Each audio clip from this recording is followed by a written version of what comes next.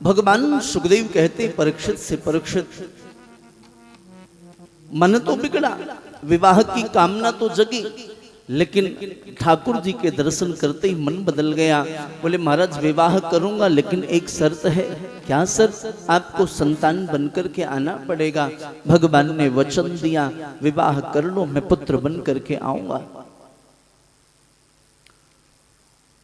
नारायण के पुत्र हैं ब्रह्मा, ब्रह्मा जी के ही पुत्र हुए स्वयंभू मनु। स्वयंभू मनु की 3 बेटियां हैं, आकुति, देवहूति और प्रसूति।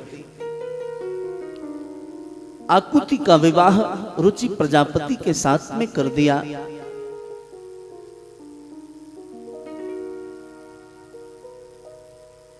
देवहूति का विवाह ऋषि कर्दम के साथ में बड़े धूमधाम से संपन्न हुआ।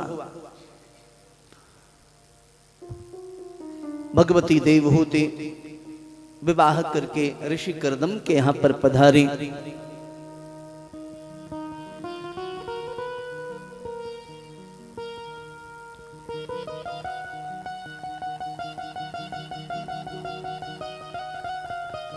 जैसे ही कुटिया में उन्होंने प्रवेश किया,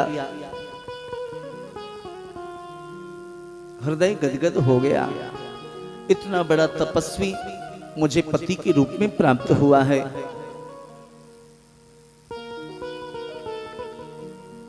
इतना बड़ा तपस्वी। महाराज कुटिया ऐसी है कि वृष्टि हो तो एक बूंद जल भी बारिश का बाहर न जावे। कुटिया के अंदर में सांप, चूहे, मेढक सब एक साथ रहते हैं। बाहर में एक सरोवर है, झरना बह रहा है। सिंह, गाय, हिरण सब एक साथ पानी पी रहे, जल पान कर रहे हैं।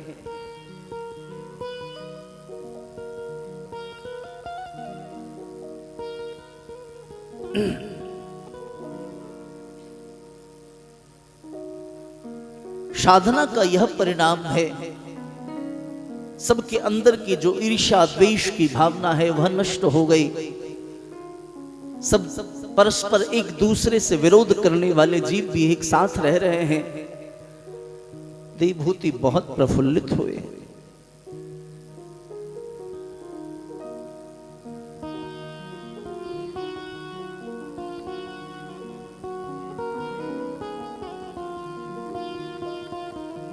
भगवान सुखदेव कहते परीक्षित से, परीक्षित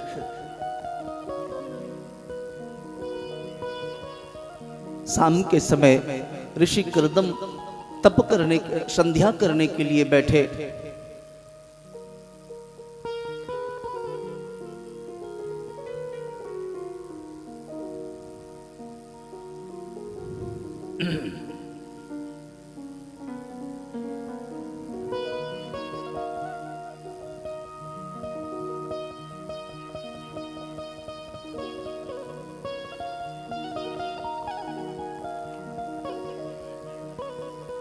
कृपानाथ जब भजन साधना करने के लिए बैठे,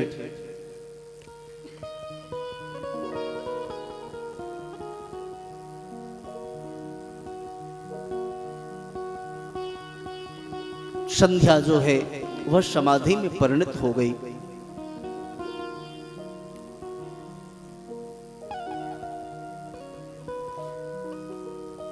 एक जने कोई करो ना, तो दोनों जने करते हो ना, तो आप कर लो।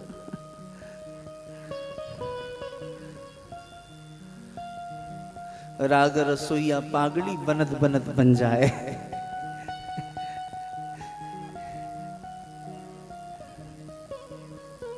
भगवान सुखदेव कहते परीक्षित से, परीक्षित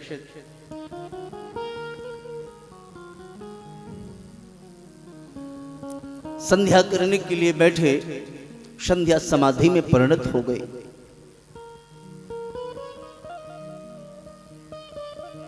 चालीस वर्ष तक समाधि लगी रही ऋषि कर्दम की। अद्भुत समाधि, दिव्य समाधि। 40 वर्ष बाद जब समाधि खुली तो सामने एक वृद्धा माता को देखा, बालों में मकरे ने जाले बना रखे हैं, आंखें धसी हुई हैं,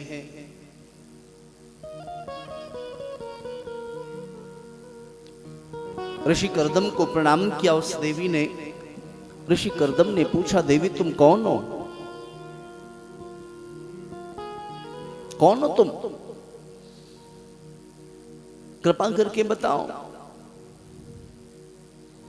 देवहूति ने कहा, सरकार आप भूल गए मुझे, स्मरण करिए आज से 40 साल पहले आपने मेरे साथ ब्याह किया था। आज की कोई नारी होती तो महाराज बेलन से स्वागत करते। हाँ? पतिव्रता नारी हैं देवहूति। जैसे कहा कि सरकार आप भूल गए, स्मरण करिए आज से 40 वर्ष पूर्व आपने मुझसे विवाह किया था। मैं स्वयंभू मनु की पुत्री हूं। स्मरण आया, देवी तुम देवहूति, तुम तो परम सुंदरी थी, तुम्हारा यह क्या स्वरूप हो गया? आंखें धसी हुई हैं, मकरी ने बालों में जाले लगा रखे हैं, घर क्यों नहीं चली गई अपने? देवहूति ने बड़ी प्यारी बात कही, सरकार विवाह के बाद नारी को सुख मिले अथवा दुख मिले, पति का घर ही उसके लिए स्वर्ग के समान होता है। ये मैंने गुरुजनों के मुख से सुना था, शास्त्रों में पढ़ा था। आपको छोड़कर के यदि मैं चली जाती तो आपकी सेवा कौन करता? नारी का प्रथम धर्म है पति की सेवा। सेवा ही परमो धर्मः। जिसके अंदर सेवा की भावना नहीं, वह सुखी नहीं हो सकता।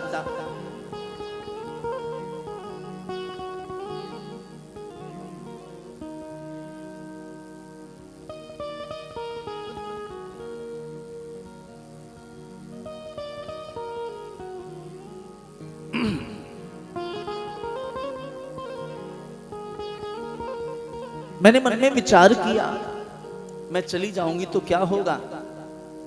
आपके शरीर में दीमक लग जाते, मकड़े जाले लगा लेते, आपके भजन में विघ्न होता। 40 वर्ष तक मैं नित्य आपके शरीर को पोंछती,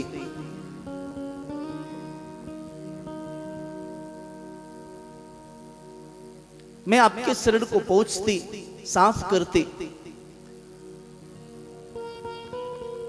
आपको पंखा झलती, आपकी साधना में मैं कोई विघ्न न हो।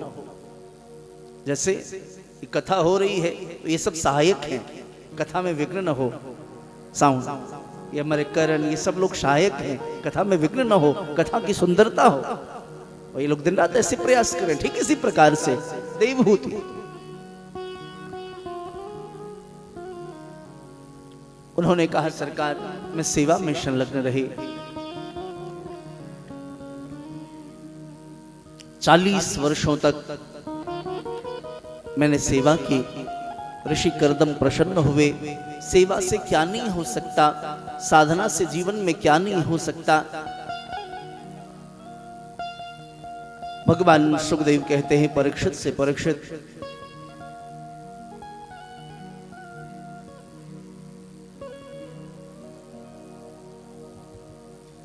कुटिया से बाहर निकले, देवहूति के हाथ को पकड़ के सामने में सरोवर में स्नान किया। स्नान करते ही 18 वर्ष की हो गए हैं ऋषि कर्दम। 16 वर्षीय हो गई भगवती देवहूति। बाहर में हजारों लाखों दास दासियां,